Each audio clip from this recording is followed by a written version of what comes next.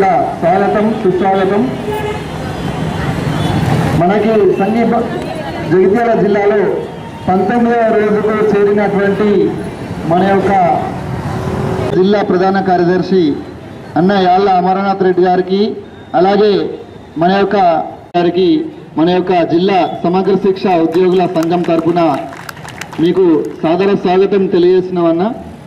ఇక్కడ మీ అందరికీ తెలిసిందన్న, గత 19 రోజులుగా మా యొక్క సమస్యల యొక్క పరిష్కారం కోసం మేమందరం కూడా పాఠశాల స్థాయిలో ఉన్నటువంటి పీటీఐ మిత్రుల నుంచి మొదలుకొండే డిఓ ఆఫీస్లో ఉన్నటువంటి స్టాఫ్ వరకు, అట్లాగే కేజీబీవీలో పనిచేసేటువంటి మాకు ఒక కొండంత ధైర్యం వచ్చింది. సమస్యలు సాధనలో ఈరోజు ఎస్ఎస్ఏ ఉద్యోగుల యొక్క సమ్మె అనేటువంటిది 19వ రోజులో భాగంగా ఈరోజు వంట వార్పు ప్రోగ్రాం అనేటువంటిది చేయడం జరిగింది. గత 19 రోజులుగా మేము ఉద్యమం చేస్తున్నాం, నిరసనలు తెలుపుతున్నాం. రోజుకొక వినూత్నమైన కార్యక్రమంతో మా యొక్క సమ్మెను కంటిన్యూ చేస్తున్నాం. అందులో భాగంగా ఈరోజు వంట వార్పు ప్రోగ్రాం ద్వారా మా యొక్క నిరసనను ప్రభుత్వానికి తెలియజేస్తున్నాం. ఇప్పటికీ 19 రోజులు గడుస్తున్నా మమ్మల్ని సార్ పట్టించుకోకపోవడం అనేటువంటిది చాలా బాధాకరమైనటువంటి విషయము. విద్యా వ్యవస్థలో మూలమైనటువంటి మా ఎస్ఎస్ఏ ఉద్యోగులు అందరం కూడా ఇట్లా రోడ్ల మీద పడి 19 రోజులుగా ఉంటున్నా కూడా, సమ్మె చేస్తున్నా కూడా, నిరసన చేస్తున్నా కూడా ముఖ్యమంత్రి గారు స్పందించకపోవడం అనేటువంటిది చాలా శోచనీయమైనటువంటి విషయము. సార్ గారు తొందరగా స్పందించాలి, మమ్మల్ని రెగ్యులరైజ్ చేయాలని కోరుకుంటున్నాము. ఎందుకంటే సార్ గారు ఏమన్నారంటే, మీ గురించి నాకు సంపూర్ణ అవగాహన ఉంది, ఎస్ఎస్ఏ మీద నాకు సంపూర్ణ అవగాహన ఉంది అని అంతకుముందు వరంగల్లో చెప్పడం జరిగింది. అదే సార్కున్న అవగాహనతో మా గురించి టోటల్గా తెలుసు కాబట్టి అంత తొందరలోనే మమ్మల్ని రెగ్యులరైజ్ చేయాలని కోరుకుంటున్నాము. అదేవిధంగా ఇంకో విషయం ఏంటంటే, విద్యా వ్యవస్థకు ముఖ్యమంత్రిగా కూడా మన ముఖ్యమంత్రి సార్ గారే విద్యాశాఖ మంత్రిగా ఉండడం అనేటువంటిది మాకు ఒక అదృష్టంగా భావిస్తున్నాము. మా సమస్య చాలా తొందరలోనే తీరుతుందని మేము ఆశిస్తున్నాము. థ్యాంక్ యూ, ధన్యవాదాలు.